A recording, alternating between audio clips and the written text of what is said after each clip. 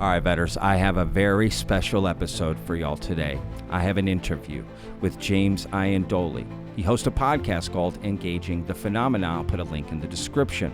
You see, this is the second time I have interviewed James. I'll put a link in the description as well to our very first interview. Now, what I love about James is his ability to have an open, respectful dialogue about this conversation because, you see, James is an experiencer and he's been involved with this topic going back decades. And in this episode, we're actually going to be talking about a lot of the current events that are happening in the UFO community, as well as different things that have happened in the past, of course, and particularly focusing on where we should be going with this topic, how we should be discussing it. And I think you're going to find his insight about Jake Barber and his recent coming out with different whistleblowers, because James has a little bit of inside information on exactly what's been happening there. So without further ado, let's jump into this interview with James Iandoli.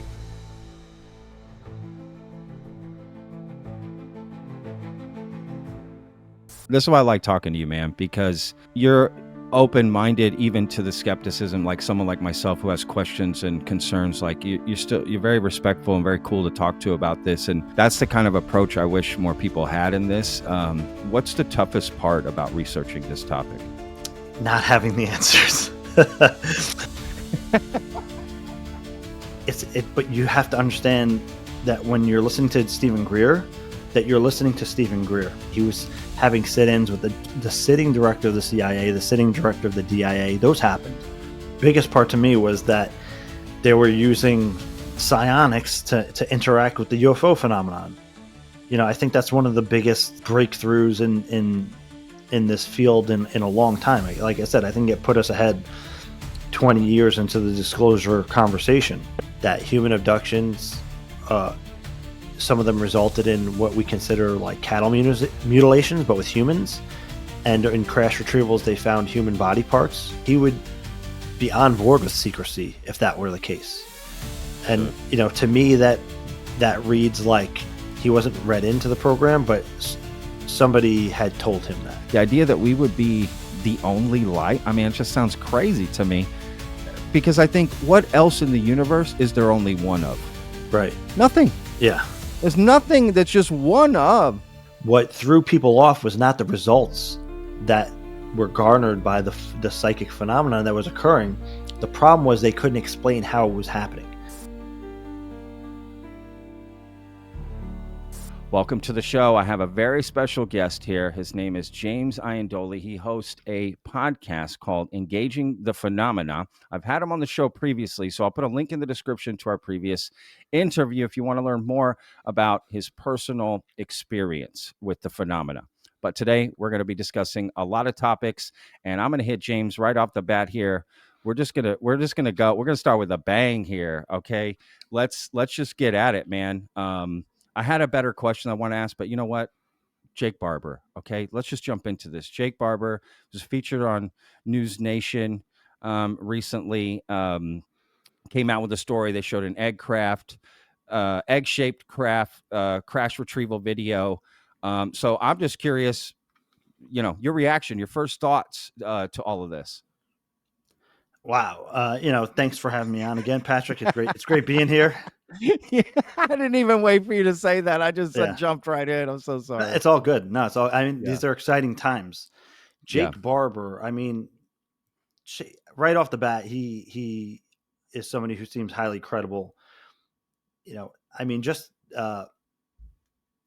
he just comes across that way, number one. Number two, I think all the positions he said he held is vetted. You know, here we're on vetted.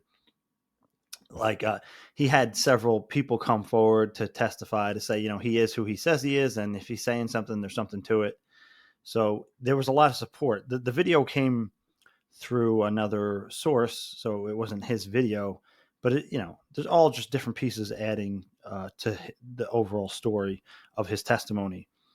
And I'm really glad that the psionic aspect came out with that story. I wasn't sure if it was going to make it, and if it did, maybe it was just going to get a mention, but they went pretty in there. So, I mean, they're leading with the crash retrieval story, which is kind of where we are in the public discourse nowadays, which is actually amazing, right? Like even in 2017, the mainstream articles were not UFO crash retrieval. Now, you know, several years later, if we see a UFO crash retrieval and reverse engineering program in the headlines, it's no longer a surprise.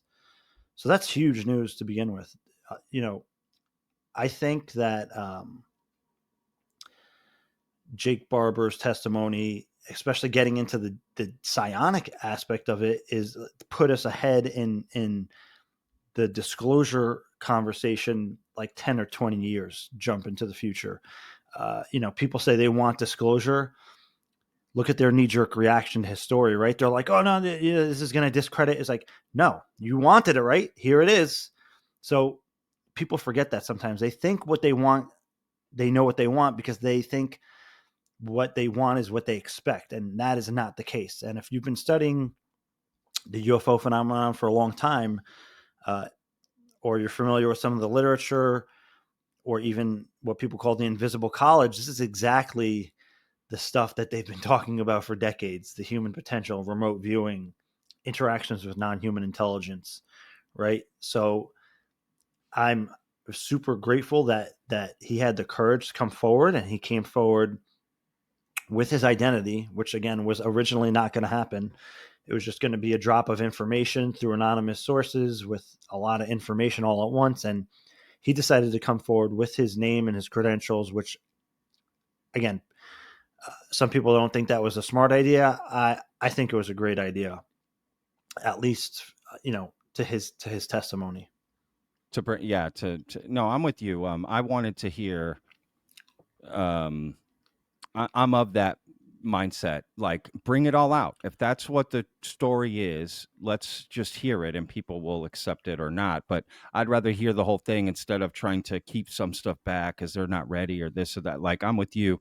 I say bring it out. If that's the story, then that's the story. I will say this. So you're kind of saying some things that are interesting to me, which is it sounds like you have a little more knowledge about this guy and his story before the story came out, right? So you kind of knew about this essentially ahead of time. I didn't know his name, but I was familiar with the different components of the story, and that it was related to this whistleblower and it was going to come out.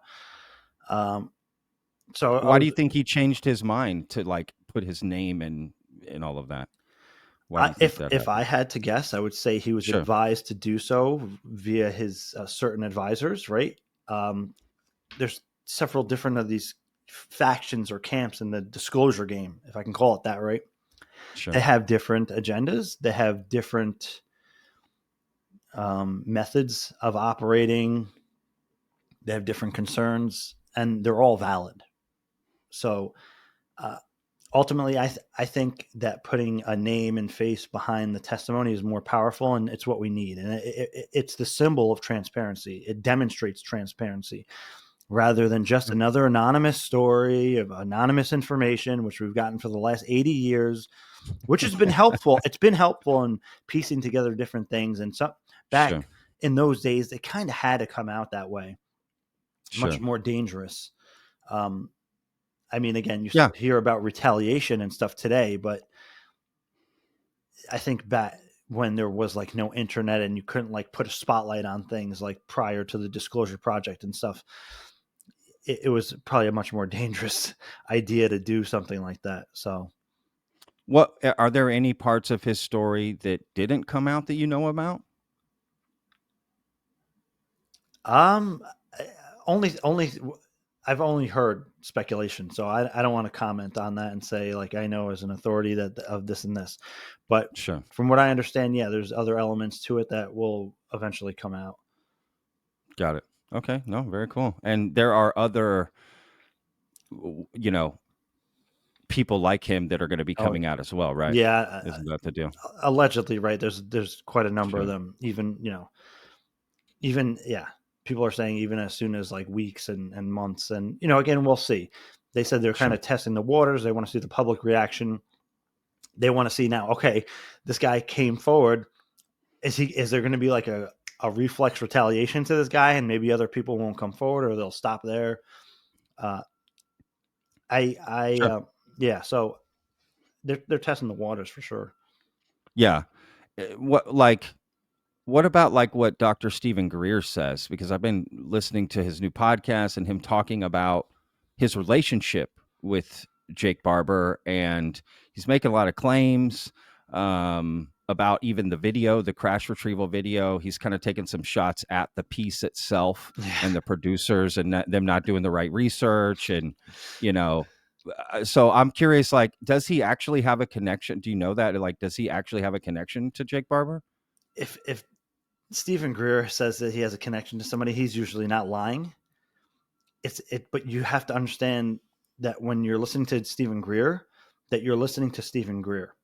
Okay. So no, it's so true. If you know That's how to funny. listen to Stephen Greer, you'll jump 30 years ahead in this field because Okay, that's interesting. he's all this stuff about special access programs and unacknowledged special access programs. He was talking about that in 1990s, right? 92, 93. He was having sit-ins with the sitting director of the CIA, the sitting director of the DIA. Those happened. Again, he was approached by the head of Army intelligence to use his psionic abilities to, you know, to complement the remote viewing team and do that kind of work, which he denied. So people say, "Oh, that never happened." As for every source that I knew close to Stephen Greer confirms that had actually happened. Again, but when you listen to these stories, it has his spin on it, and that's what people don't like, and that's why people negate it because it becomes larger than life when he explains it his way. Sure. Because it's all about him. Again, no offense to him, we wouldn't be where we were if it wasn't for the work he did all those decades and stuff. And again, he's more right than wrong in a ton of the stuff he says. Again, like I said, the special access program stuff, we didn't hear about that again. It didn't resurface really. Like Richard Dolan had noted all that stuff in his research.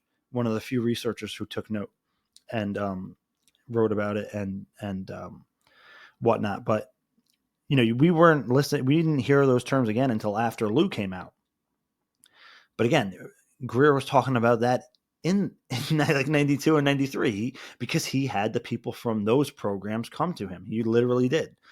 He had people from unacknowledged special access programs coming to him. He had military advisors who directed USAPs. Like all that stuff is true. But again, then you come into the issue of when you're listening to Stephen Greer, his spin on things. So there's also the aspect of, he became a target for good information, but also a target for disinformation. So what bad information was he fed because they knew he would regurgitate it in the public Sure. through books and lectures. Even if a Mm, majority of it was factual, all it takes is like one or two bits of the fake information to kind of spoil the whole thing, right? And discredit his 100%. name and Yeah. Yeah, and that's true. Which so probably happens a lot in the community, right? of Not just course, him. of course, yeah. Right. Any high profile, look at Linda Moulton Howe, right? She was approached by Sure. Doty. Sure. Grant Cameron was, that's on the record. Yeah. Yeah. Yeah, So absolutely. No, which makes it difficult, right? Even for if even the people behind the scenes UFO researchers have a difficult time, imagine the viewer that's sitting at home watching this interview, right? Like the average person, all vetters that watch the show, essentially for the most part, right? Like just trying to live their normal life and then tune into what's happening. yeah, It's got to be almost impossible to sort of filter out Mm, what's yeah, a real little and bit, not. but they have the advantage of having degrees of separation. Sure. If you are yourself a targeted individual, like I believe Dr. Stephen Greer was or is, and among other people, you're in the web, Sure. so it makes it much Yeah. more sticky. It makes it much trickier to get your way out of that. That's a fair point for sure, man. And I do want to make that clear that it's not just, I don't want to single out Dr. Stephen Greer. I think everyone at that level is susceptible to that. And I can't imagine having to work through that, to be honest with you. Like, yeah, because Jake Barber coming out and telling this story. Now, I do know that they're supposed to release all of and maybe by the time this comes out, it's already happened, but on News Nation, like his full interview, even with the other guys who, quote unquote, vouched for him. But look, let's just to play devil's advocate here for the conversation. Like there are some, there is some pushback from even veterans who are questioning sort of what his background actually is. And it was a little murky. And what are they saying? This or that. I can understand it. I'm not a veteran myself. You are, right? Didn't I'm you not. serve No, in no, the? no, I'm not. I'm not. You're not a veteran. No. Okay. I'm a veteran. I'm a veteran. I'm not a veteran. Yeah. Hey, I love it. I don't want to get involved in that conversation of like questioning veterans and this, I leave that to other If you veterans to have those question those veterans. those veterans that are standing side by side with him, and then you have somebody like Bilch, maybe Yeah. Blitch. Yeah, I'm Blitch. sorry. Yeah. I always say that because I don't want to say the other word and miss say Blitch, Blitch. please. You I'm have just kidding. somebody Yeah. like that putting their name behind this guy. I'm sorry. I'm just that's That to you convincing means enough. a lot. That's Sure. convincing enough to me for sure. That guy is not going to put his name and reputation and his own service record in question to support some guy with a crazy story that's not going to help him anyway. That's fair. That's a fair point, and it's good to talk about all different sides here for sure. What were there, you know, when you were watching the piece, were there things like, I guess let's put it this way: what was the most fascinating part to that News Nation piece that came out? Was it just that they mentioned the psionic aspect of it, and it seemed to be the majority of the piece itself? Was it that, or was there something specific, or I don't know? For sure. I mean, the biggest part to me was that they were using psionics to interact with the UFO phenomenon. I think that's one of the biggest breakthroughs in this field in a long time. Like I said, I think it put us ahead 20 years into the disclosure conversation. That's like a big no-no. That's something that you'll read about in like Jacques Vallée's journals, or you'll hear about Sure. the NIDS or OSAP team doing these experiments behind the scenes, but they're not talking about it publicly, right? Yeah. But this is exactly to the root of the UFO phenomenon. It's getting into the deeper aspects of it. But the crash retrieval stuff is important, right? But all this like techno, the like the technological aspect, of course, it's a part of it, right? But that stuff is almost like a distraction compared to the deeper aspects of the UFO phenomenon, which is like who are these non-human intelligence? What are they saying? What are the interactions? How are they communicating?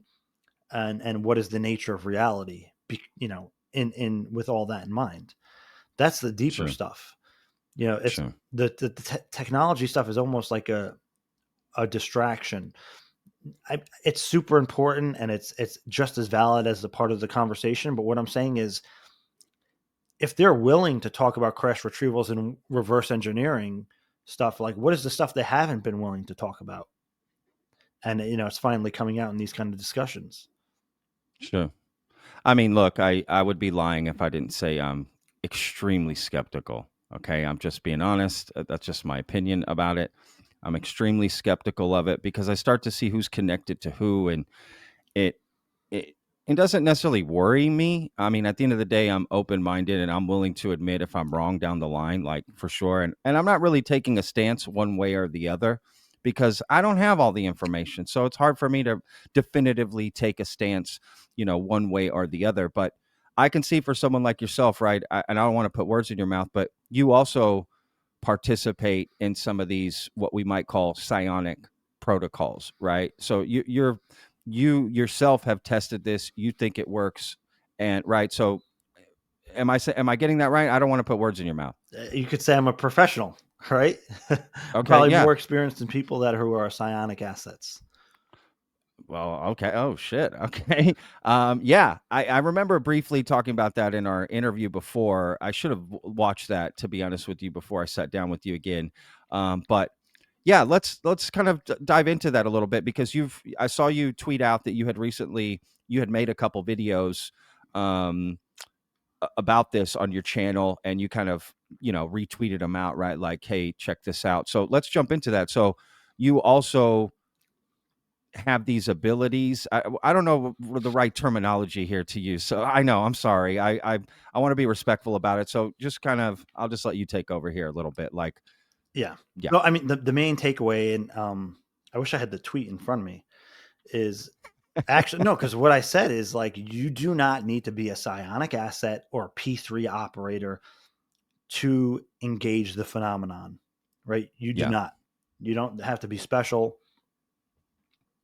This is one thing that I think we talked about You don't last have to be time, left-handed or or bi or gay bi or or gay. Yeah, whatever. None of that sure. matters. And I'm an Okay. example of that because I'm like Mr. Basic, super normal, average, work 40 hours, well, 60 hours a week, 70 hours a week, whatever, go home to my kids and stuff and live my life stuff. Yeah.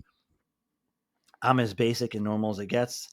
I don't think I'm neurodivergent. I could be, maybe, maybe a little bit here or there.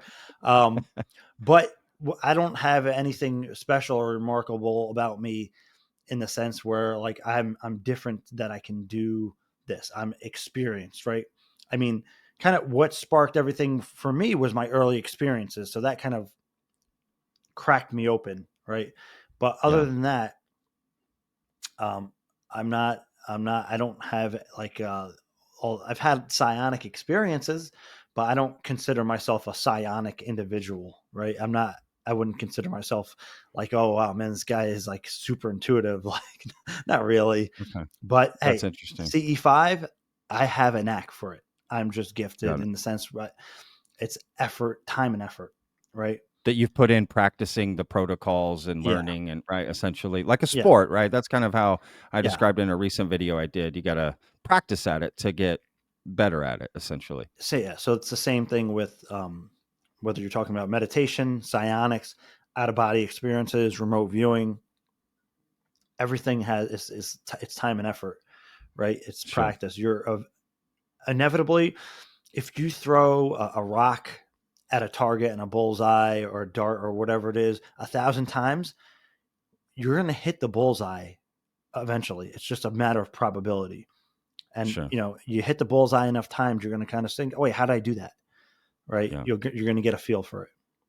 Yeah. No, that makes sense. I mean, when people put it that way, that does make sense.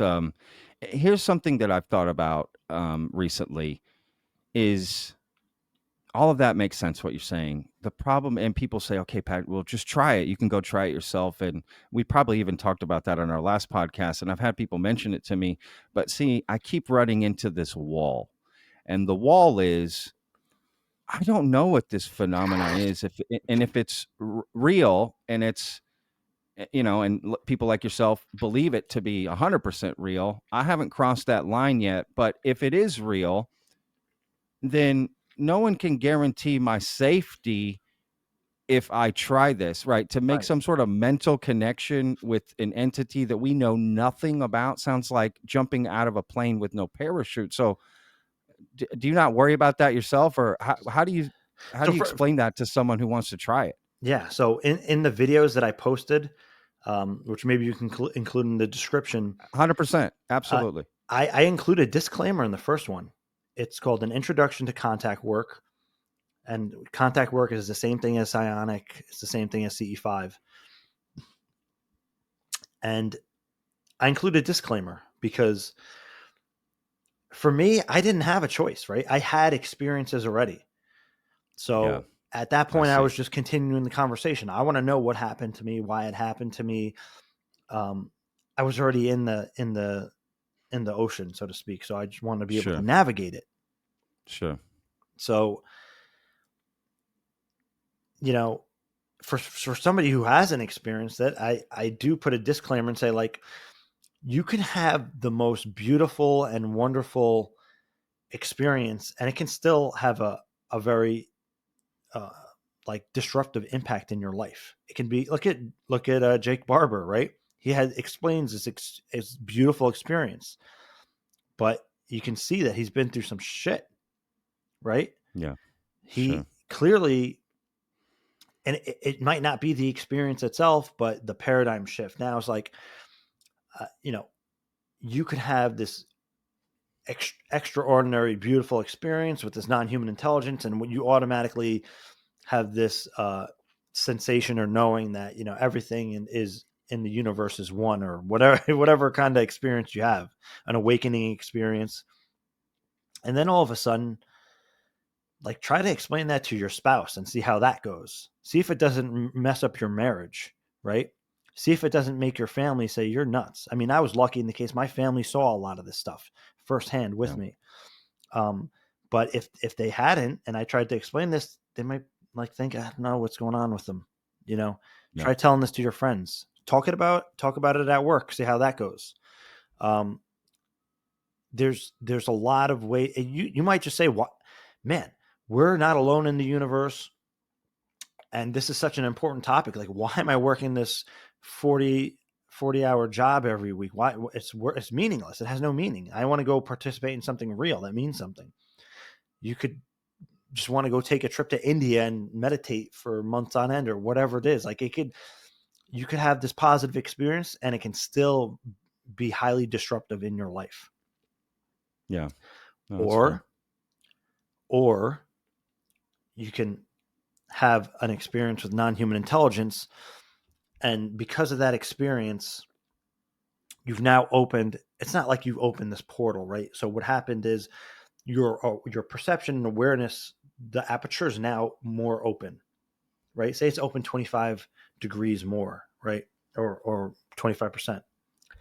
You're going to see and experience maybe other things. Maybe you start to have like poltergeist activity, the hitchhiker effect, or post-contact effects.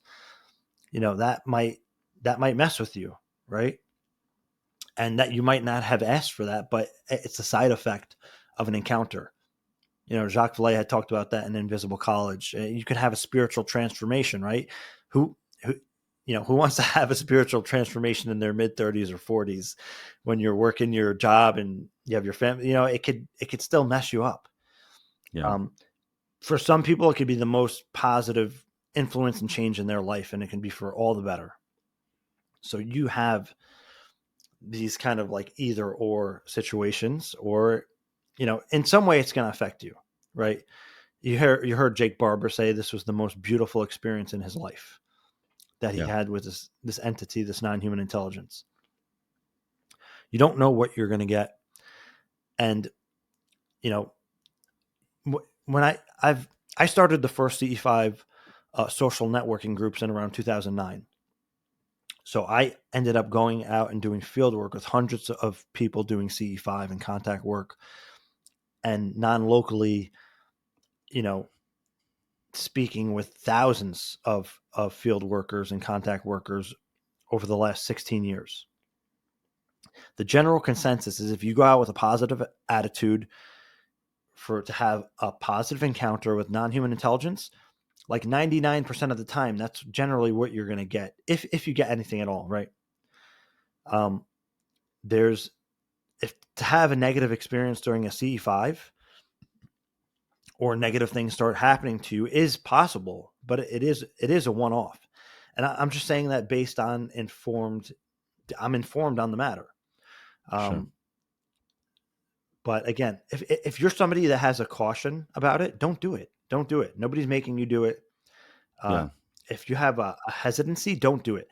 I only would say to the people that have like, I'm going to do it anyways, right? Like, those are the people that should be doing it.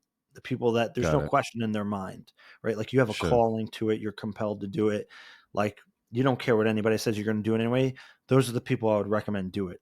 If you have any reservations, think about it, right? And that also kind of is going to affect your outcomes too, I would say, generally speaking. If you have that kind of conviction that you're just going to go out and do it and whatever, you're usually going to have better results too. That's fair. See, this is why I like talking. This is why I like talking to you, man, because you're open-minded even to the skepticism, like someone like myself who has questions and concerns. Like you're very respectful and very cool to talk to about this. And that's the kind of approach I wish more people had in this, instead of just you're an idiot if you don't want to get. It's like, well, wait a second, just Yeah. hang on. We're talking about communicating with other potential Right, yeah. other entity. Like, Yeah. fuck, can I have some questions here? I mean, I'm cautious of getting on the subway in a city I go to. You know what I mean? Like, I have questions there. Like, this should be some, and doing that kind of travel. We're talking mental travel. So this is what I like about you. This is what I like about your show. This is what I like about talking to you and listening to you, is that you're open to having these sort of conversations and discussing people's other questions they may have, or skepticism, or whatever it may be. And I love that about you, man, to be honest with you. Your show is really good, engaging the phenomena, which totally connects to everything you just said, right? Like, honestly, I think that just hit me while we were talking.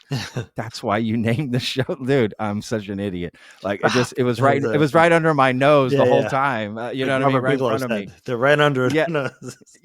Yeah. It's like, boom, it totally makes sense. And again, I highly recommend people that check out your podcast and watch your show. You do great interviews. You ask great questions. That's what I always say about you. You ask some really good questions that honestly people don't even notice how good they are. You ask really, really good questions because you are so informed. You really come in with just these very poignant questions. So I highly recommend people check out your show and what you do. And again, this is why I do enjoy conversing with you about this, because we don't have all the answers. And I think it's important to have these sort of open dialogues. And yeah, man, I respect the hell out of you, dude, and what you're doing, and appreciate all the work you're putting in. Now, let me interrupt here real quick just for a second. If you want to learn more about James's experience, again, I highly recommend you check out our very first interview. Here's a trailer, link in the description. Since the year 2000, 112,914 UFO sightings have been reported in America, but only 5% reported.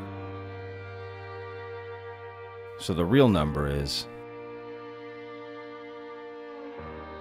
over 2 million UFO sightings.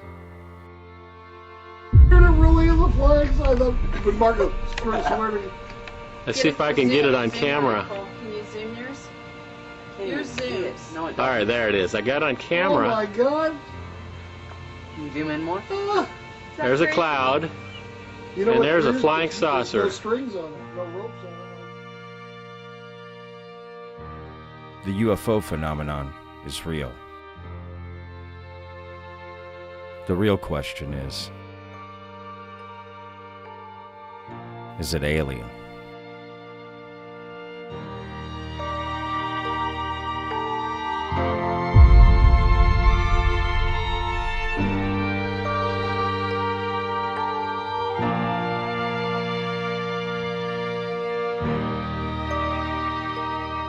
No lo creo, güey, no mames. Se ve perfecto. No mames. Se ve perfecto. Güey, no, órale. Puta, estás grabando, cabrón, no mames. Sí, está el poquito prendido. Puta, o sea, se ve. Ve esa madre, padrísimo. Qué pedo, qué bárbaro. No mames, ¿qué? O sea, no es un avión de esa madre. Qué pedo. No mames, cabrón. No lo veo. No. Ahí, se metió atrás de ese edificio, espérame.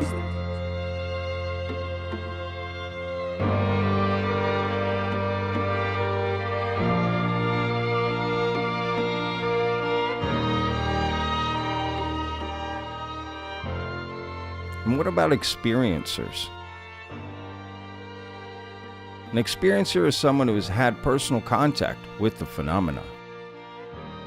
Which brings us to our guest, James Iandoli. An experiencer with a story to tell. That event was fascinating to me and compelling to me. So, like, there was no question in my mind at that point that was some kind of UFO encounter or interaction. I was looking, I was just awake and I was looking, and I saw what somebody would call like a shadow entity, but it had like a very soft glow to it. In the community, in the UFO community, for better or worse, a lot of times when you have experiencers And listen, people, I'm coming from the point of view from an experiencer, so I'm not down talking experiencers, please. That some people, they get gassed up, right? They have, and I'm not, and I understand it, right? I understand exactly why, because they've been personally touched and affected. This is the question I was going to start with that I kind of pushed off here, James, which is, for you as a researcher into this, what's the toughest part about researching this topic for you?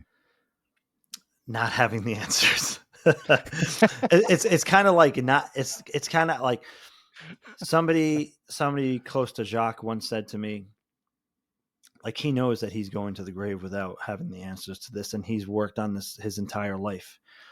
I can't expect any different than that. I mean, I think that we'll see some developments in our time, for sure, that are revelatory. But I mean, I think I've come to the place where, like, even my own experiences, like, I don't know if I'll ever have the answer to that. Not while I'm in this realm, right? Sure.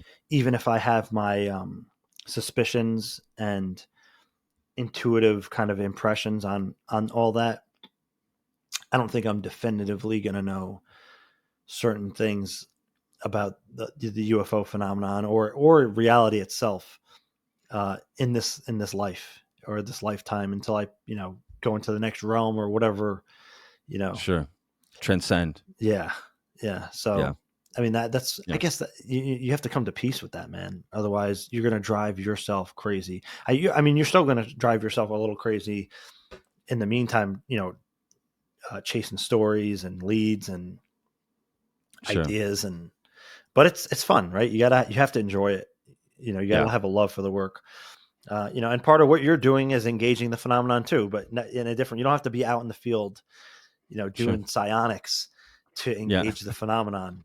People can engage the phenomenon academically, philosophically, intellectually, conversationally, all the above. So, and it's going to take that, right? Like, I wish when I was like 20 years old that there was a vetted, right? Like, I watched this show. It helps keep me up to date, man. Like, you're pumping them out. So it makes my work as a researcher easier. Yeah. Right on. So I appreciate that. Of course. But, and again, I mentioned this last time, but I want to mention it again, is like, all right, so as an experiencer, you have an experience and it's informed you, right? It's informed you based on your experience, how you see the phenomenon, and you now in some sense know that the UFO phenomenon is real, but often it's easy to assume that now you know the answers.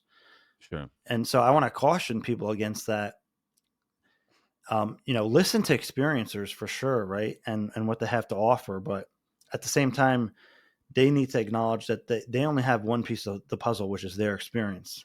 And they can't speak for the UFO phenomenon, and they can't speak for the nature of reality, which is what often happens is experiencers become like modern day prophets and make these proclamations. But I get it. They're trying to help and they're trying to share.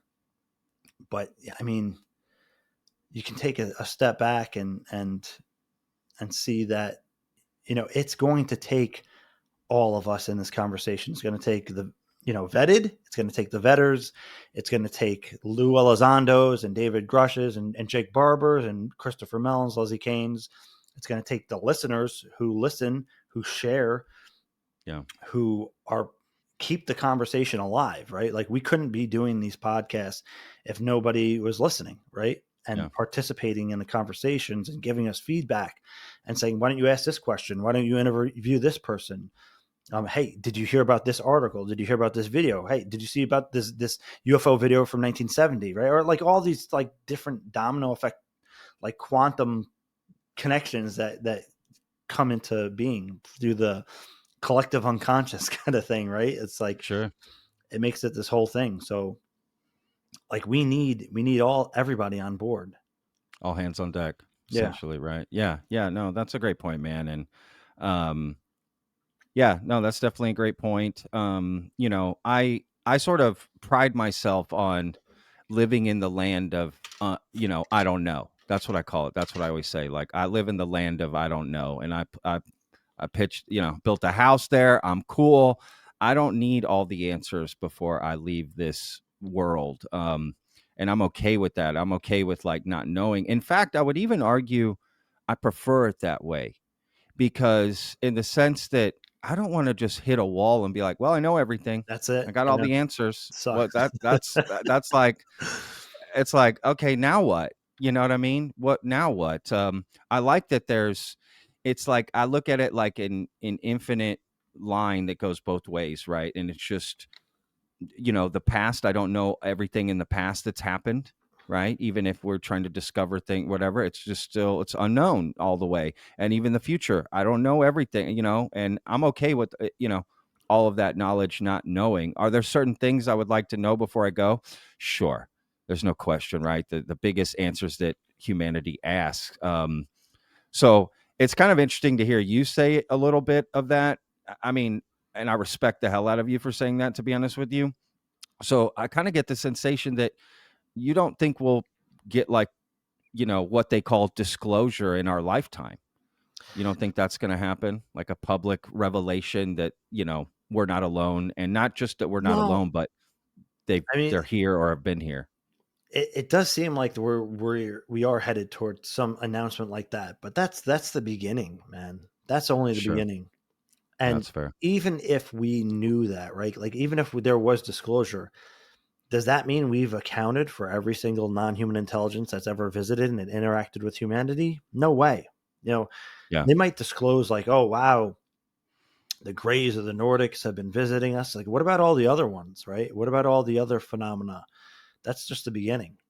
Sure. That's a fair point. That's definitely a fair point. You always hear I get this a lot, which is, oh, Patrick, if disclosure happens, you won't have a job anymore. I'm like, are you kidding me? That would Right. literally be just the beginning. Yes. Like, Yeah. you know what I mean? I mean, that would be, we're talking about opening a door into an infinite warehouse where it's like to check out, right? Like, are you kidding me? That I feel like I'm in a closet right now, and if I just get through this door, I'd be in another way. It would Yeah. literally be the beginning of work. It wouldn't be the Yeah. end of looking into this. Yeah. So yeah, I mean, I hear you for sure on that. Yeah. You could be the first And podcast with the non-human intelligence on here, right? bro, that podcast is gonna crush when that happens. Let's be real. Who's not gonna tune into that? Yeah, I saw this 4chan leak that came out with the eggs and stuff. Did you see some of that? The video and the eggs. I don't know if you heard of that I don't know if I story, saw that. I'm not sure if I but saw that. basically kind of, jumping on the Jake Barber story, essentially, right? The night vision crash retrieval video, which again is not from Jake Barber's Right. experience. Russ Coulthard, it's something different entirely. But they did show that video, so yeah, people on 4chan leaked another video that's supposedly from Antarctica, and then photos of an egg in a cave, and then the same guy leaks out an alleged interview with this entity, right? Talking to him. And dude, when I heard that, I mean, I'm just like, what are we doing? It's the same guy pretending to be the entity, just slowed down his voice Yeah. and, using whatever editing. So, I mean, it was so badly. Okay, that's fine. How old is the vessel, as you call it? You call it the vessel. We call it the hex shape. It was built by my people 3,000 years ago in the land you once called Hem. Kemet. Hem. Where is Kemet? Hold on.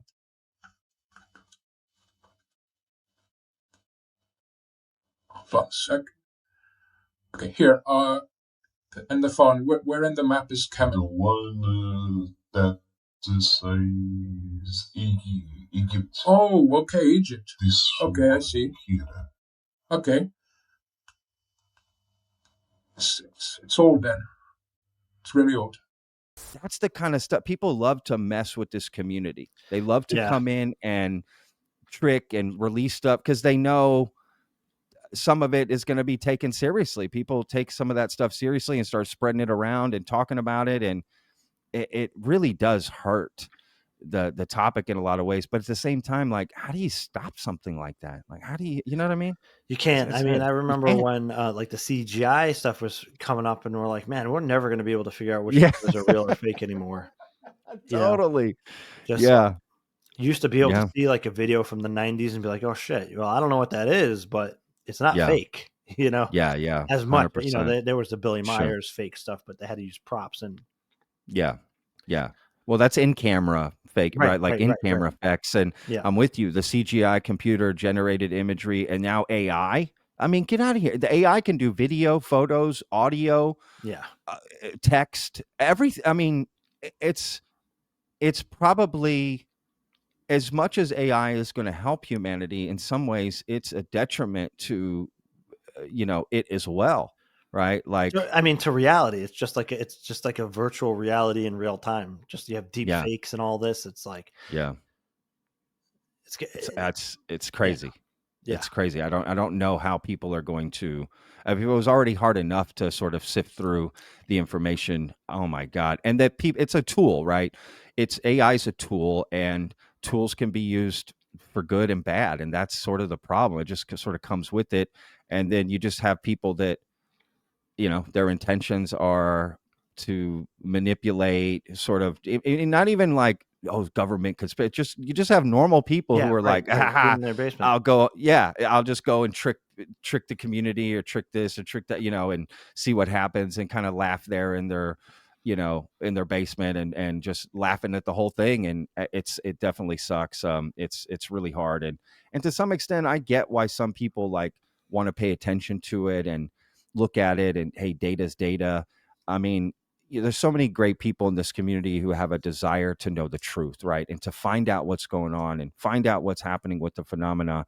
And that leaves them a little vulnerable to, you know, and susceptible to some of this information. And, but I get why they want to look at it, at the end of the day. Yeah, Well, it's just hard. It's just hard out there. you can actually learn from some of it. I mean, if you remember some of the kind of like hoaxes from the 2000s, like I'm forgetting the guy's name now. He had he had this like a little paper mache doll that he called Freddy or something, and it was I haven't like heard of that. it was a great story. It was entertaining. When I first saw it, I was like, oh my god, this is like in the mid 2000s.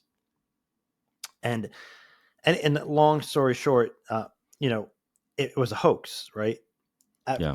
There were a few people who were calling it hoax from the beginning, but the community at large back then, was guys speaking at MUFON conventions, and Dr. Jonathan Reed, right?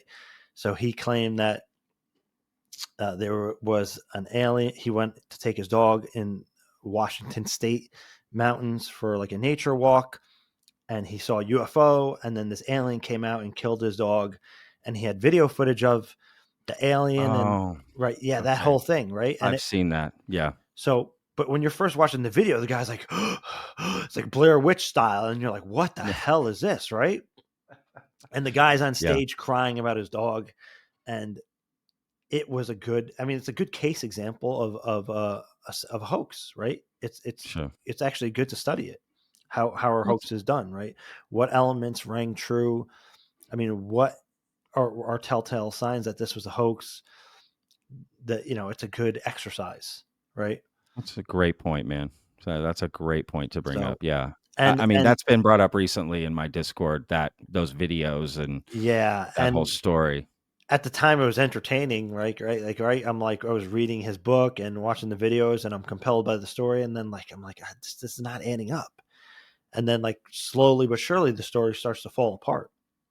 So Yeah. if something stand the test of time, it's there's got to be some level of authenticity to it, because these hoaxes usually start to slowly break down and fall apart, especially nowadays, right? Like just with Sure. people's ability to open source intelligence research and stuff. It's just like it's crazy. Yeah. Like, you'll Yeah. post like a video, and like within a half an hour somebody's broken it down and figured out exactly what it is. So it's pretty Oh, yeah. incredible. You Yeah. take like months for something like that to happen. Absolutely. Now Well, you people just do it. have a lot of eyeballs on it and a Yeah, lot of people with time, and they just go yeah. crazy with. I mean, perfect example is Ron James coming on Vetted last summer and Right. flipping I that remember that. photo. Yes. Yeah. Remember Yeah. that? Yeah. And dude, within an hour, Yes. it was all over the place. Everyone had solved it. It was figurine, and this and that. And Ron got a lot of shit for that, but I always stuck up for Ron and said, "Hey, dude, he's bringing down showing." And then he accepted the outcome of what people, the research, because you know what I mean? I thought, what's wrong with that?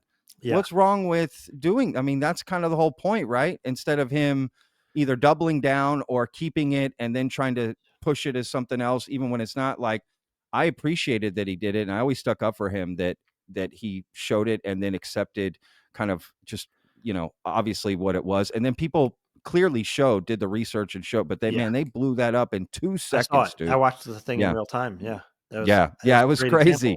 example. Yeah. Yeah, absolutely. Which, yeah, you make some good points there, man. I think it is good to study that stuff to kind of know what's happening and kind of focus on some of the more compelling stuff and know what to look out for, right? Because there is compelling stuff out there, but there's definitely a lot of noise, for sure, and it makes it hard. So, look, anyway, let's dive into some of these new projects that have been coming out. A couple you've been a part of that we'll get to in a second. But there's a new trailer that dropped, yesterday that everyone is talking about. It's called The Age of Disclosure. It was allegedly shot secretly over the last couple years by a gentleman named Dan Farah, who originally represented Luis Elizondo for his book deal that he had, his 60 Minutes interview, some other things. I actually spoke to Dan Farah on the phone a few years ago before I ever started Vetted for my other podcast to get Lou on my show. And we Right. had a phone call, and I'll never forget it because of some of the stuff he said. And now look where we're at. Look what he's doing. And 34 government officials on record, on camera, talking about this. And there were some bombshells just in the trailer, to be honest with you, that were kind of just at least piqued my interest. I was like, whoa, shot beautifully. That helps. Production helps. I'm sorry, but it just does. It helps with messaging. And, you know, I for one am very excited. So it's premiering at South by Southwest. There was a lot of coverage in different news outlets that are pretty reputable. It's going to premiere. It's coming out. It could even get a theatrical run, which would be insane. I think that should happen. I hope I so. would go to the theater to see something like that over the new Marvel movie coming out. To be honest with you, I would prefer. When they used to put like Michael Moore's documentaries in theaters and stuff, Yeah. like that did well. Like, put it out. People will go see this. I think more than anything, it could be a new trend, but I'm curious just to get your reaction about this trailer and this project and, kind of what you know about it. Yeah, I mean, I'm glad. I was really happy to see Jim Semivan in it. Yeah. He has not worked on too many projects publicly, and I'm glad to see him, forward facing in a project like this. I mean, just the caliber of people that are in it, and the potential people who could be in it. Right? There's all types of speculation if this whistleblower, that whistleblower that we've heard about in the background is finally going to come forward. I don't know. I mean, fingers crossed, man. Oh, I really would love to see something like that. okay. So you've heard that maybe some whistleblowers are going to come out in this documentary, potentially? Yeah, but not the kind like people that are People we haven't heard about. no people we have heard about, but have not Okay. like I'm not again. I'm not saying he's like one of my wish for one of those anonymous people that are in the movie would be like Neil McCaslin, right? Like get this I don't know guy. who that is. Oh I don't my know who god, that he is. was in the Tom DeLonge WikiLeaks, like the top Okay. science guy at Wright-Patterson Air Force Base. Say the name again. Neil McCaslin, General Neil Okay. McCaslin. He's known as the All right. General. He's the one who met Tom DeLonge in an airport. In the diner or Yes, something, yeah, and had in that. the I know airport. what Yeah, you're talking about. Yeah. it was the Cold War, and we found a life form. Got it. That guy. Like Okay. that Oh, guy shit. fits like the bill of like, yeah, that guy is like on the program for sure, right? And he's been helping Tom and Lou in the background. I'd love to see somebody like him. I mean, again, that's what I would love to see something like that happen. I don't know if that's going to happen. But man, if there was a project where somebody like that was going to come out, like I think this would be it, right? They got Eric Davis in there. I mean, They got everybody. yeah, It's nothing like I've ever seen in this, to be honest with you. they got James Clapper. They got James Clapper. They got Jay Stratton coming out and saying what he said. Right. Yes, I've that's seen huge. with my own eyes Non-human entities. non-human craft and non-human beings. Right. Like that's what I was like. I honestly, I had to watch the trailer a few times because the first time I saw it is I did a trailer reaction, and I'm kind of like, my mind is kind of melting after hearing that. And again, I'm very skeptical in this field, but even that got me. I was like, okay, what's happening here? This will probably be the quintessential UFO documentary. It will be. I mean, it's Right? going to be the powerhouse. No It's question the about it. powerhouse, dude. It will be in people's top. You got the phenomena. You even have Dr. Greer's documentary that he did a few years back. Disclosure. So I can't remember He's what done it's a called. bunch of them recently. He has done a bunch that I like, but there was one in particular that just boom. My That was favorite two that he did were Unacknowledged. that's And it. The unacknowledged one. Unacknowledged, and then of course when he did Close Encounters of the Fifth Kind. I think those were Dude, his. The Lost Century, I loved. It was good. Yeah. I And liked that one a lot. yeah, and again, a lot of people bash on Greer, and I mean, you can't have a comprehensive understanding of ufology without his understanding his work, in my opinion. Sure. Again, his personality does deter a lot of people, and rightfully so, because again, here he could easily just come out and say, I've spoken with Jake Barber. I had tried to advise him. I tried to help him any way I can. And, he decided to do something else and work with News Nation and Ross Coulthard, and they did a great job. But he didn't say that. He said, yeah, this tabloid, this and this, Yeah. that's Stephen Greer. Okay. This, and that's his MO, and he's burned so many bridges. And, again, if it wasn't for that, maybe people would see him in a better light these days. But at the same time, it's that ego and that attitude of his that took him as far as it did in those early days as well. So That's a fair point. It is, he wouldn't have, gotten as far as he did if he wasn't that, Yeah. No, I hear what you're saying. egotistical. The same things that got him to where he's at are now potentially maybe working against him, and Correct. it's hard to change that, right? So, like, Yeah. I get it. That's actually a great point to make. Yeah, which is, again, why I'm really looking forward to this documentary, The Age of Disclosure. It's kind of stepping into another realm, right? You're going to have what they call in this field the normies, right? Watching this, paying attention to this, sharing this. I mean, I've worked South by Southwest a lot. Back when I had my food truck, I lived in Austin 7 years. That's where I built my, food business there. And I used to work the VIP section for Showtime for a few years, where I served the food for all the VIPs for Showtime at South by. So I have a good relationship with Showtime and just with South by Southwest in general. So I know that this is going to be, honestly, it will be the talk during South by. I can already see the murmurs and the whisper because it's different.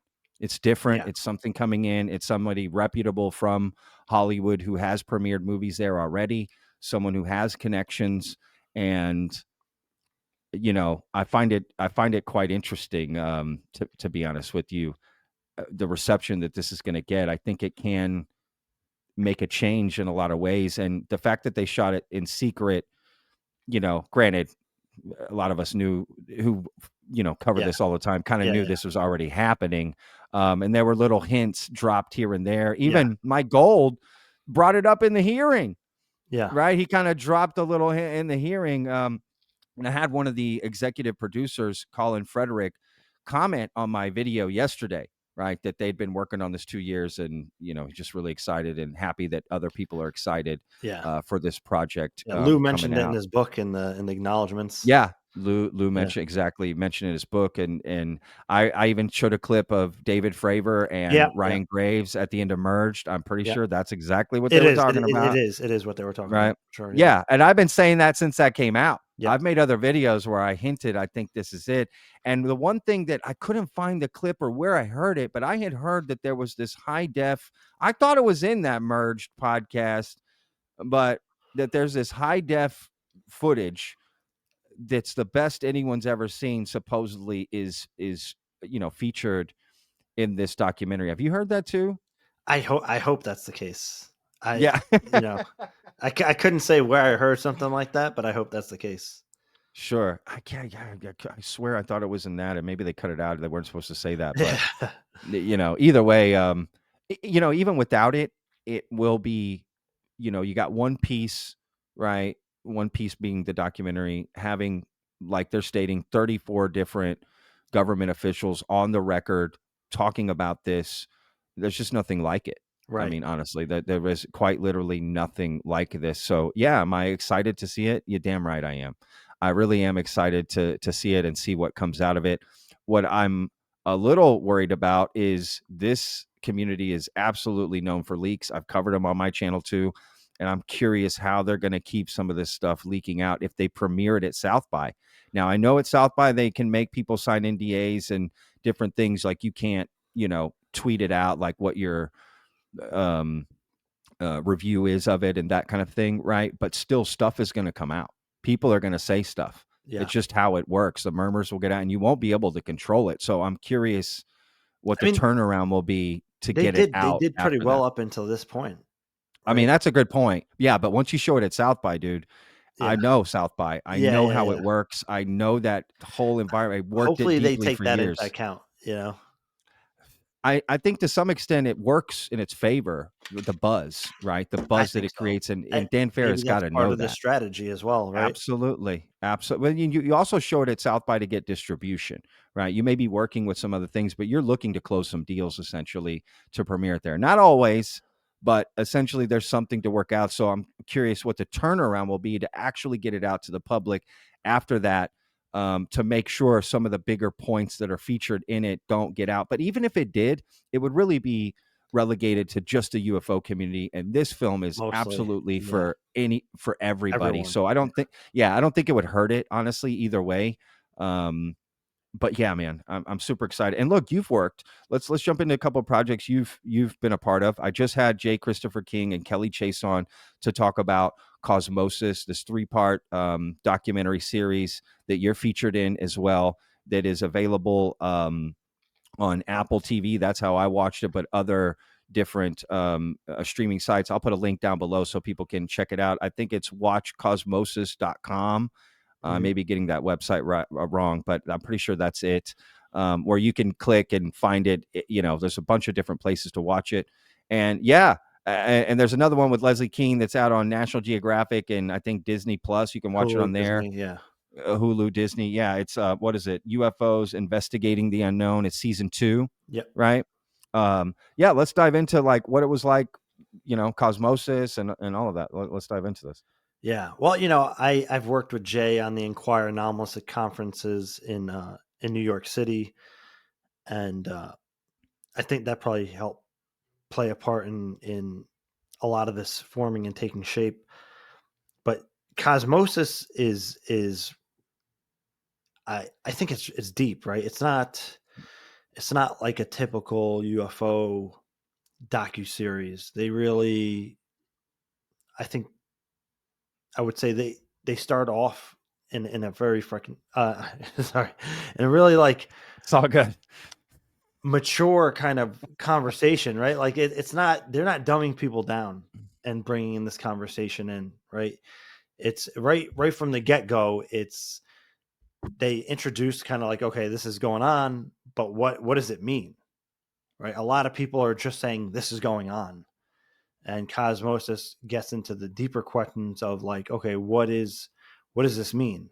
What are some of the deeper philosophical questions and whatnot? They have some, a lot of PhDs in there, actually. Jeffrey Kripal, James Madden, Diana Pasulka.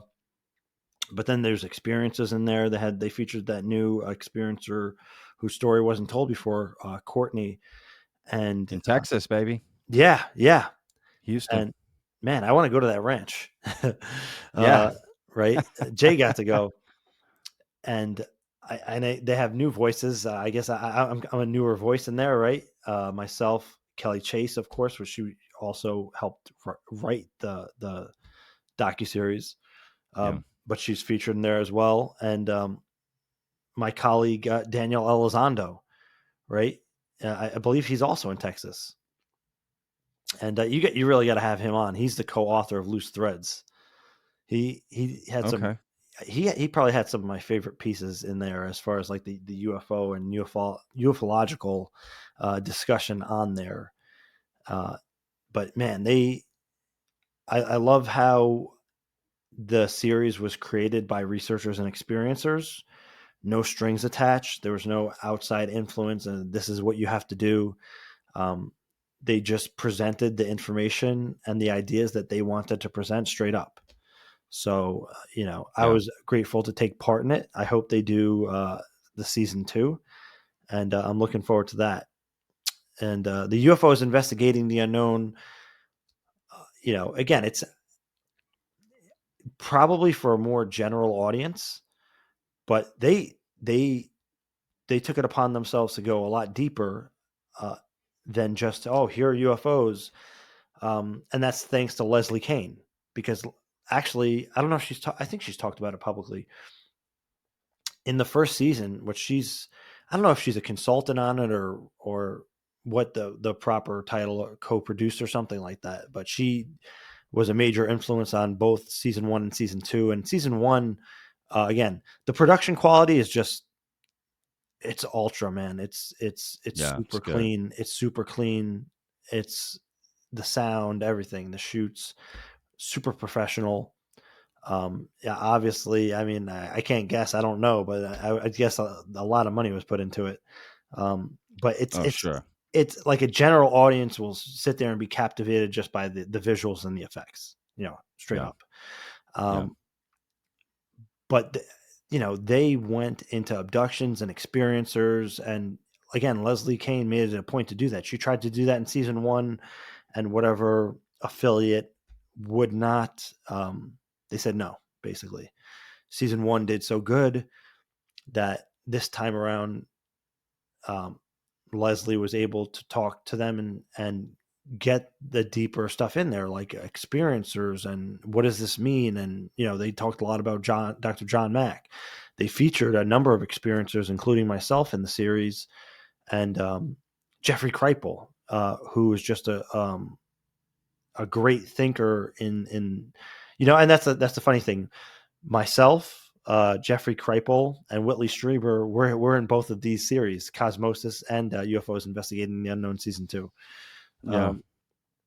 But Kripal he's the deep end, man. Like if you just read one of Jeffrey Kripal's books, and it's going to change how you look at UFOs for sure. And anomalous phenomena, anomalous experiences, very unconventional in a way where it's like, you're going to be reading the book, and at first you're like, screw this guy, what is he talking about?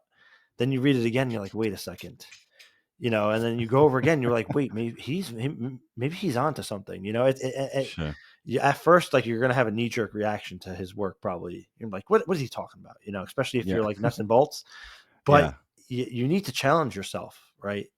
And to grow. And Jeffrey Kripal and I would say Cosmosis is one of those type of projects where it's going to challenge your thinking, depending on where you are on the trajectory of learning about the UFO phenomenon and the greater picture of anomalous experiences and human potential. Yeah. Well said, man. Yeah, absolutely. I saw season 1. And I haven't caught up with season 2. There's just been so much stuff to watch, honestly. All these breaking news, all these days. It's like, vetted. Jesus Christ. Yeah, I all can't the vetted even catch episodes. up. Yeah, that too. I'm trying to watch it all to help condense it and bring some of the stories that I think are applicable. There's so much happening right now. Like the field is growing. You have a lot more people willing to cover it, willing to do series on it, and that's a good thing to me. I like that, even if. However they cover it, in my opinion, it's just getting the topic out, creating the conversation.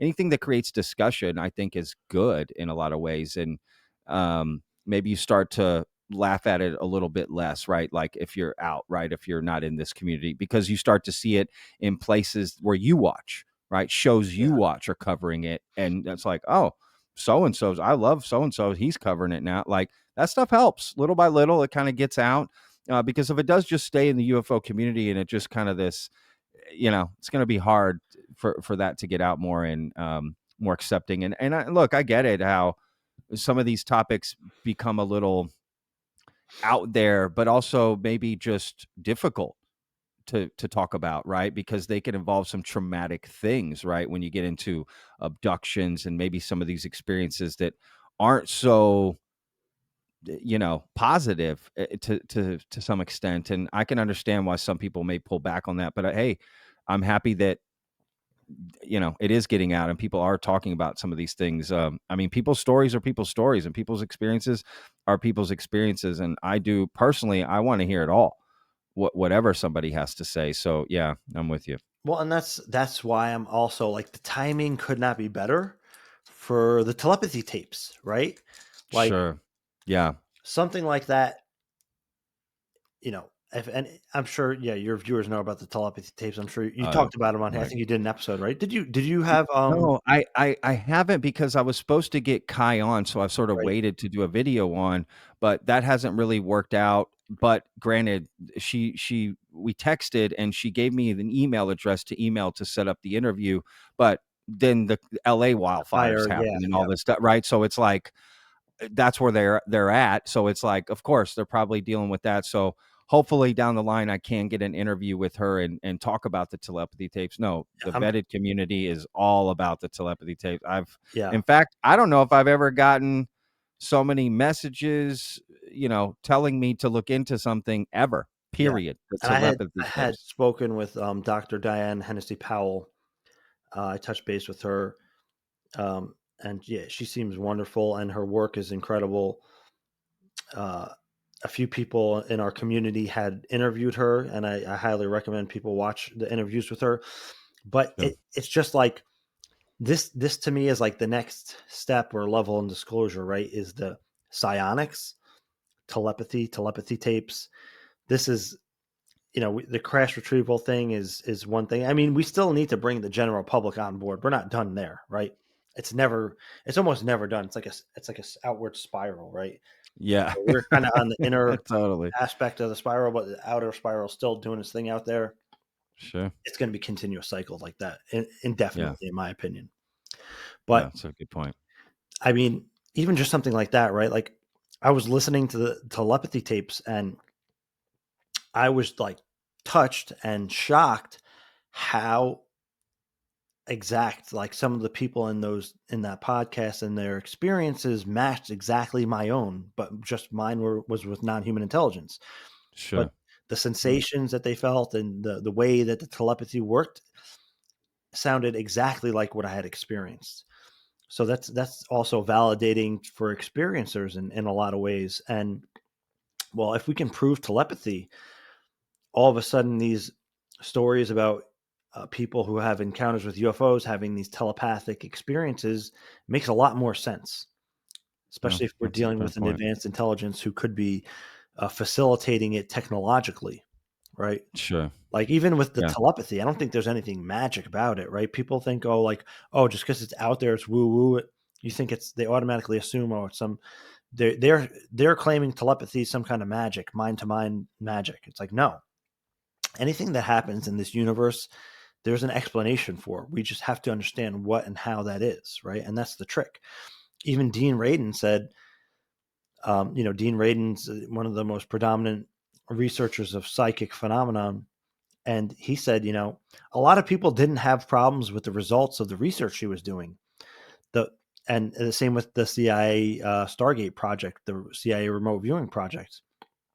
What threw people off was not the results that were garnered by the psychic phenomenon that was occurring. The problem was they couldn't explain how it was happening, and that automatically killed the funding and other things, right? That's what makes it non-credible, not the results, but the fact that they can't explain the modus operandi of how it's taking place. And you need that in science. So I mean, that's the whole point of researching is to right, that right. would, to me, that would seem like you would get more funding to figure out that problem. Should be right. Right? It should be. Yeah. Um, That's a good point. That's very interesting.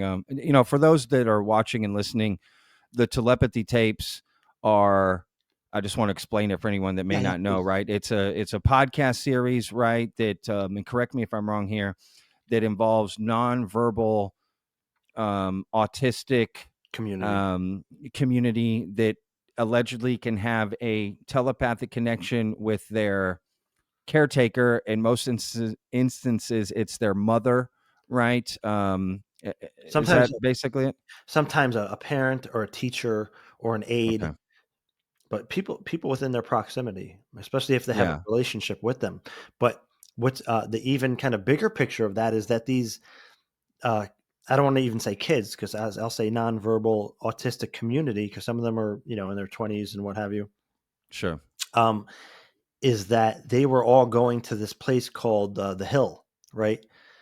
And they were talking to each other on the hill in this telepathic space, which we would The hill call was like a virtual yeah, hill, right? Yeah. Yeah. it's a non-local Yeah. thing, and that non-local aspect of it is so important because it's not just mind to mind. There's this whole non-local field of reality that we all have the ability to tap into, and you know Yeah. their condition limits them in the 3D body reality, but they have an augmented sense and sensitivity to this other non-local reality, which includes telepathy and all these other things. Yeah. Yeah, absolutely. No, it's a great series. I've been listening to it. I'm not all the way through. Um, there's a lot of great interviews out there to watch about it, but yeah, I mean, so many people have talked to me about it. Like I can't think of one It's thing tremendous. Yeah. yeah, I can't think of one thing that so many people have talked to me about. The only concern that I have is anything that involves children. And I always don't, I never want to see children being exploited, and Right. anything that involves children, I'm very like, I hope Sensitive. it's always, yeah, it's sensitive, and I just always hope it's handled properly. It's like adults doing adult things all day long. Who cares? Freedom, Yeah. great. But the moment the children are involved, and I don't have kids, but I have nephews. I love them more than anything in this world. Literally, I would give my life tenfold to them for them. And the idea of somehow them being manipulated or exploited would, I just don't even, the words cannot express what that would do to me. So, but I have to say, after listening to the series myself, I don't really get any sense of that myself. So I was quite relieved, honestly. Like, okay, let's see what this is about. Remain open minded. Let's listen to this whole thing. And I do find it fascinating. And 100%. it's Kai Dickens. Yeah, Kai Dickinson. She Kai was Dickens. Yeah. Dickens. Yeah, sorry. Hmm. She was. She found Dr. Diane Hennessy Powell's work, and she started to investigate that. And they're asking to do more research. They're not saying Correct. here's the proof. We proved it. Go away. They want to use this as a proof of concept, so we can say let's do this in a lab under scientific scrutiny, so we can Yeah. prove it. Well said. That's a So great caveat. Yeah. and Great point. that's I think What's wrong with that? yeah, Right? right. Like Sounds good to me. if I'm for that. yeah, if there's nothing to it, why not? Let's just A get it done and hundred see it. percent. Absolutely. And And that that's a great point. They're trying to make a documentary and do these scientific, like you said, in a lot, and I absolutely support that. that's what they want to do for the documentary. They want to Yeah. do more rigorous science under scrutiny, basically, Sure. but where it's still where the kids or even some of the adults, right, are comfortable under the conditions, because you're putting them in kind of like a weird environment and whatever. So, Sure. but Sure. still, if have a skeptic design the tests, right, to some extent, Sure. Sure. and that kind of level of human potential, telepathy and stuff, the human potential aspect of that is just as important as like the UFO disclosure thing, right? It's like it's like side by side. They go hand in hand. It's almost Yeah. part of this whole new thing. I mean, I think Jesse Michaels said it on American Alchemy when he was interviewing Dr. Powell, was that, a paradigm shift is not just like this one thing, like, oh, UFOs are real, or telepathy is real. It's the whole thing. The whole world is a different place once you have this paradigm shift, from UFOs to telepathy to non-local consciousness to who we are, our potential, our place in the cosmos, all these things. It's a paradigm shift is like a whole world change, not just this one thing. Yeah, no, it's a great point. I mean, when you pull back and look at reality, because I get caught up in it myself, right? My little world that I have and I live and this and that. I forget most of the time until I think about it. I'm on a spinning rock in this huge, vast universe, right? That's spinning around incredibly fast. Somehow we're still on here. Thank you, gravity. Right. And or gravity. Thank you. Like it's like it's kind of crazy when you think about it, that what our actual experience as human beings, and to think there is more out there we don't know than we do know, right? And I always say the only thing I'm certain of is I don't know anything. That is true. Like Socrates says, that Bill and Ted shout out, Socrates. I don't know anything. So this idea that we have it all figured out, and I don't subscribe to that. I know that there's a lot we don't have figured out, and I do think that there are just probably absolutely some amazing paradigm shifting realities out there.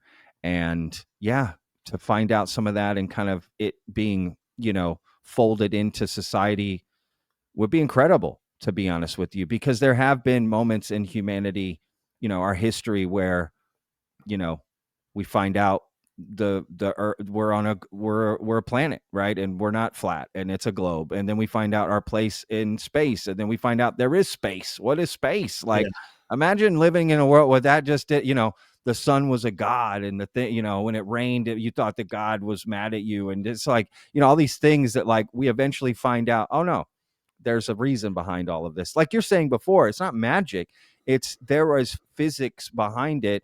We just need to figure out what it is and why it's working and whatever. And I look forward to all of these paradigm shifting realities and whatever they could be, because there's no way we have it all, like, it's all figured out. Oh, this is it. This is what life is, and there's nothing more to it. That can't be it. Yeah. I just don't buy that. And that's why I love the UFO phenomenon. It's like a testament to that, right? It's Sure.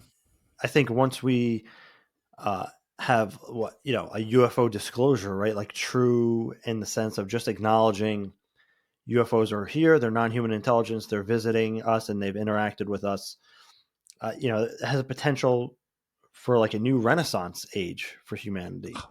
100%. The greatest one we've ever had. Yeah. Right. Like, oh man, it is pretty exciting to think about, dude.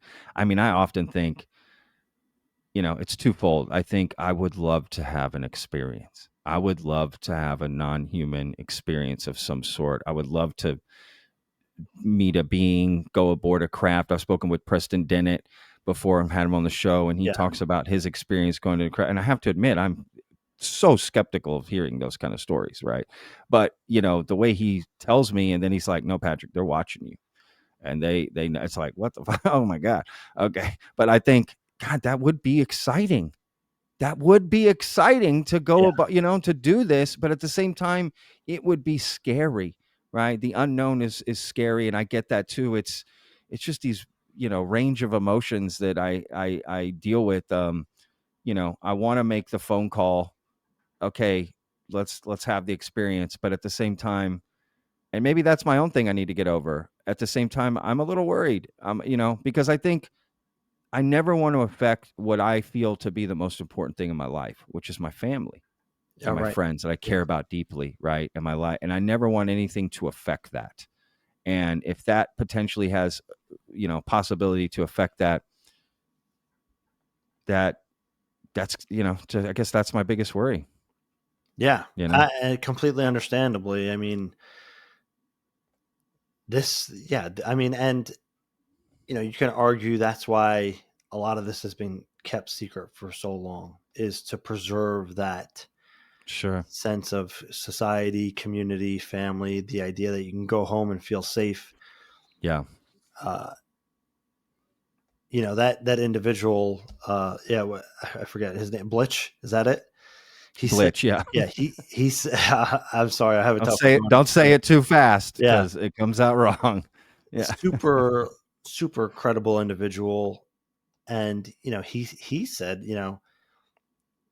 if you told me that, he said this in an interview with that gentleman from Paradigm Institute, Jim Paradigm, Garrison, right, Humanity Rising. Yeah, right, I yeah, covered yes, it. yes, Yeah. yes. Mhm. So he did an interview with him, and Blitch was like, if you had told me that human abductions, some of them resulted in what we consider like cattle mutilations, but with humans, and in crash retrievals they found human body parts, which is part of the UFO lore, at least from a few decades ago, Sure. that he would be on board with secrecy if that were the case. And Sure. to me that reads like he wasn't read into the program, but somebody had told him that. Like that's like that's probably part of why a lot of this is kept secret for that. And at the end of the day, we can understand that perspective, but it's, the right thing is for everybody to know what the truth is for whatever it is. We can't make intelligent decisions or any decisions based on reality if we don't know what reality is. And I don't think that it's fair to keep that from anybody anymore. Yeah, man. Well said. I couldn't agree more with that, to be honest with you. Freedom is messy. The truth is messy. And there's nothing we can do to stop it. And the moment we try to control it is kind of where the problems are, because then who's controlling it, right? Like it's a slippery slope, and I'm with you. Let's know so we can prepare. And I think humanity, we also should have faith in humanity. I There's 1,000,000% agree. right. There's billions of people on this planet. We've gotten this far. We'll be fine. It's what we do. It's what we do. We adapt. Yeah. We adapt. That's right. That's exactly right, And man. it has a potential to help bring us together more as a human family. Sure. I mean, I Sure. can't think of, one other issue that's more promising in that regard, of knowing that there's an other Yeah. out there, and eventually maybe we come to the understanding that there is no other, right? We're all just people in the vast cosmos, like just trying to get along and live our lives, right? Sure. Life. Life, Just life, the right? Yeah. non-human intelligences as well, I mean, I always think too, like, because I can't say for 100% because, it's hard to do that. But like probability wise, like the idea that we would be alone in this massive isn't even the right word. There's no word to describe how big the universe is. I mean, it's another scale that we're just not even, can't even wrap our minds around. The idea that we would be the only light, I mean, it just sounds crazy to me, because I think what else in the universe is there only one of? Right. Nothing. Yeah. There's nothing that's just one of. Yeah. Maybe the universe itself, but there's multiple planets, there's multiple stars, there's multiple, I mean, you can even everything. argue that. You can even argue that there's multiple universes. Absolutely. Exactly. It's like there's no one thing, like the idea that we would be this unique singular thing. Name another example of something singular in the universe? There isn't anything. So the idea that, yeah, it's just us. What? Yeah. I mean, that just makes zero sense.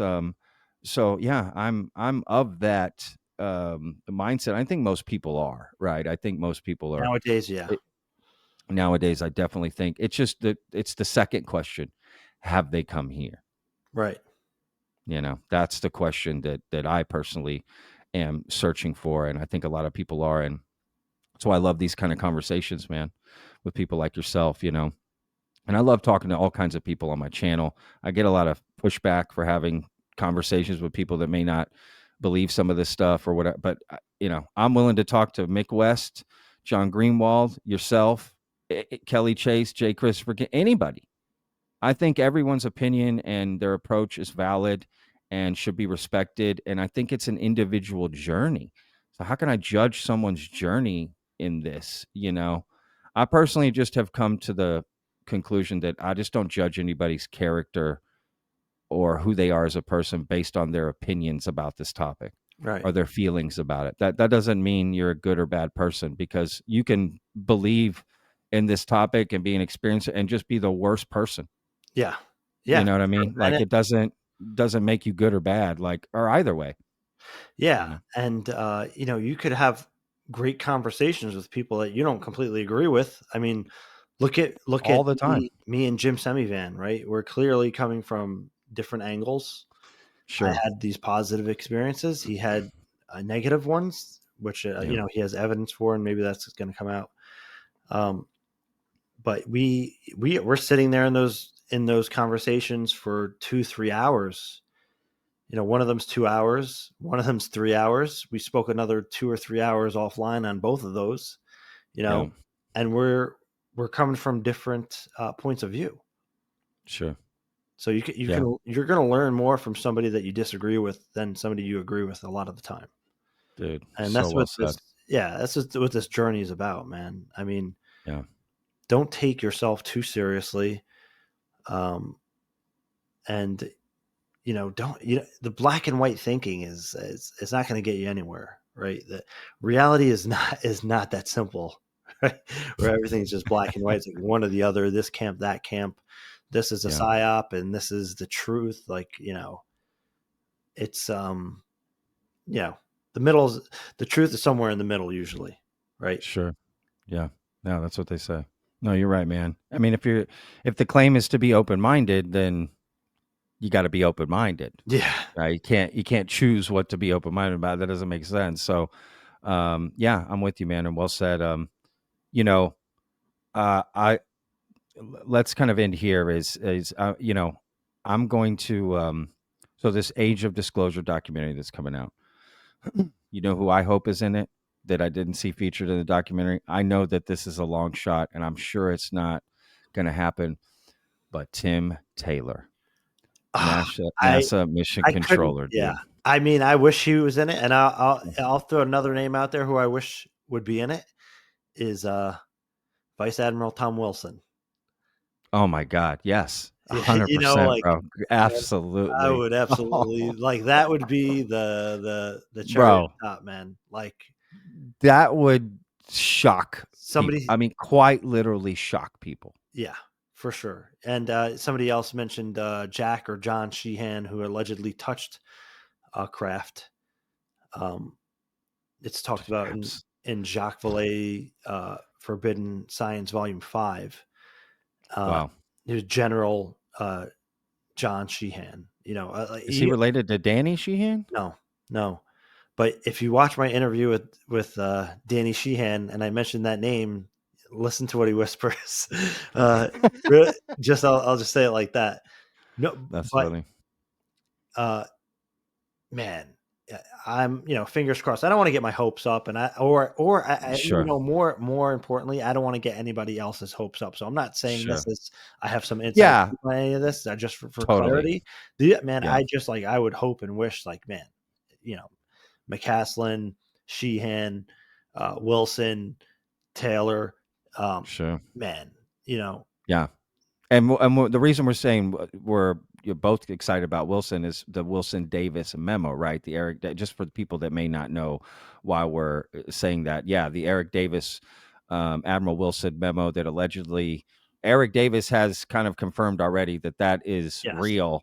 But Wilson has not. He's denied that conversation ever took place. And in that conversation, which is detailed, it's admitting everything. There's a cover up. We have craft. There's bodies. There's a whole thing. There's a lot in there. The one thing that I've always found fascinating about that document is that they say that abductions aren't real. Right. That's interesting to me. So, and there's a lot of different ways to take that, is because if that was a program, that would be one silo, and that silo would not be allowed to communicate with another compartment. So stovepiping, essentially, right? Yeah, keeping it. let's I see what you're saying. Majestic 12 was real, and Sure. The name came because there's 12 different compartments. That would be, it would be a different compartment completely. That's a fair point. Yeah, but again, nothing black and white. I don't know. I wasn't read into any of that stuff, so I couldn't Yeah. tell you. But I mean, that's one argument I could say. Uh, but again, and just to bring everything back full circle, that meeting with Eric Davis and Tom Wilson was probably somehow informed by the meeting that Dr. Stephen Greer had with Wilson in 1997. Because Stephen Greer was the one who met with Wilson in 1997 with Dr. Edgar Mitchell, the sixth man to walk on the moon. Mhm.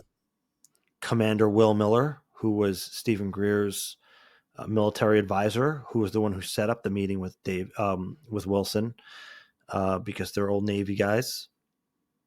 And I think Steve Lovkin was there too.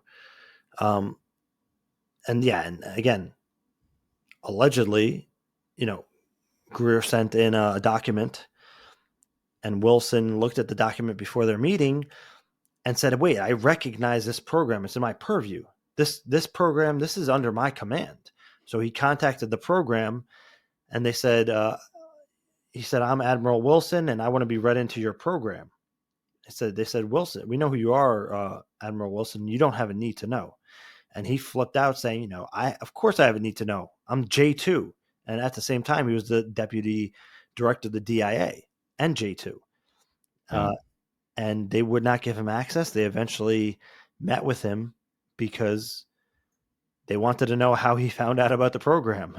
And, Sure. they met with the security officer, a corporate lawyer, and the project manager of this reverse engineering program. And they said, not made by human hands, and that one of these vehicles was operational and could potentially travel through space-time dimensions.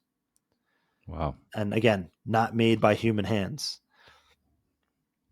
I agree. It's mind blowing, dude. The implications, time travel, other dimension. Like, dude, come on. I mean, I'm in. Like this. And This sounds and here it is, a physical amazing. object. So it's Sure. it's not this like Sure. kind of weird, like we're traveling psychically. Sure. There's an object, it's a vehicle, and entities. Yeah. Yeah. Yeah. It's quite literally nuts and bolts, but also woo or whatever it's called Right, in the right. community, right? Like it's all together. And yeah, I agree. Yeah, man. I mean, it's just so exciting, to be honest with you. And look, I think 2025 is going to be an interesting year for sure. Will people get everything that they want? Well, no. Will some people get what they want? Yeah. I mean, it's an individual journey, like I always said. So yeah, I look forward to a bunch of different stuff that's coming out. I mean, I was Yeah. going to say, just the Jake Barber story alone and the kind of like validation or confirmation of psionics and CE5, to me, that's my year's done. That already did it for me. Yeah. I mean, like You're that was good. Yeah. no, seriously, that's I think that's a greater development than more people realize, and that speaks to my interview that I did with Lou Elizondo, Sure. where I asked him about CE5 and I asked him about cognitive human interface, which is on slide 9. Sure. Yeah, I mean, the only thing with the Jake Barber story is I hope he comes out and answers some of these questions Yeah. that are kind of around his story, because I think they do need to be. If you have enough veterans speaking up and question, I don't see what the problem is. Well, let's see what's in the 2.5-hour special to begin with. I Let's agree. start. And I then, agree. yeah, again, 100%. I hope that he makes himself available for genuine questions, and I think he posted about that. Any good faith questions he'll take. So I hope Sure. to see that happen. I agree. 100%, man. Well, look, dude, this has been awesome. I so enjoyed talking to you, dude, and you really are a great figure in the community. And I always encourage people to check out your podcast, man. And just, thank you for having these kind of conversations, especially with someone like myself. It really is the example I think that needs to be set, is just that we can talk about this and have questions and go back and forth, and there's nothing wrong with it. Right. We're just being respectful and just trying to figure out, what the F is going on, man. So I just sincerely appreciate that you take the time and wanted to come on here and talk, and, look forward to the next conversation we had. I'll make sure to link our first conversation where we got into even other stuff, about your own personal experience and everything. Yeah, man, I just really look forward to these conversations. Look, tell people how they can connect with you. I'll clearly put links in the description to all of that, but if there's anything you want to, promote or talk about, or, call to action for anybody. For sure. I mean, I would definitely recommend people check out the Cosmosis docuseries by J. Christopher King, Kelly Chasen on Apocalypse. Again, it's a little bit of a deep dive, but even if you're a beginner, it's not gonna dumb down the conversation for you. It's gonna give it to you straight. And again, the UFOs Investigating the Unknown season 2, super quality production. It's something that you can send to all your friends and family, and they can look at it as like serious journalism. And I'll look at the UFO phenomenon in high definition. And you can find all my stuff on Engaging the Phenomenon YouTube or on Spotify, or I'm on X, Twitter, Engaging the Phenomenon. You'll find me anywhere there. And I really appreciate you having me on, and for doing everything you do. It's hard for me to keep up with your work. I especially loved the episode that you did on Tim Taylor. That was fantastic. Thank you, man. Yeah, I worked really hard on that, actually. Yeah, it's a great job. So, Yeah. I mean, you're doing great work, and, you have really great quality production. You're just I can curse on here, right? Of course. You're a really fucking cool guy. Yeah. I watch your show and I'm just like, he's just a fucking dude trying to figure it out. And he's cool, man. Like, I can see, like, you're not like trying to push any particular ideas or agendas on anybody. You're exploring it, and you're able to do it on a platform that's going to reach a lot of people. And your background is freaking awesome. Thanks, man. And I hope one day you're going to share some of your special recipes, because I'd love to hear them. Sure, man. Absolutely. Yeah. I make the best gazpacho you've ever had, bro. Yeah, actually that open sign, I'll give you a little, you can't see it. It's not in frame. I've seen it before. You've seen it in my big frame. That's actually the reason I have that, is because that's, when I opened my food truck, I remember going to Sam's Club and buying that open sign, and it was like it's a special thing for me, because that was the day I first turned the open sign and opened my food truck and my food business in Austin, and like the beginning of an era for me. And it's a big part of my life and very special to me. So I just, as a reminder of, where I come from, how hard, it was to get where I'm at. And it kind of serves as just, I'm open-minded. I'm open for business, baby. I'm open to all this. Well, and who would have thought, things there. And who would have thought a guy who had a food truck is participating in UFO disclosure? Bro, right? Absolutely. We all can have a part in this, man. Yeah, well said, brother. Well said. Again, dude, thank you so much. I'll put links in the description to everything for you. And this was just kick-ass, dude. Thanks again. Thanks, man. Speak to you. I live inside my own world of make-believe. Kids screaming in the cradles, profanities. I see the world through ice covered in ink and bleach. Cross out the ones who heard my cries and watched me weep.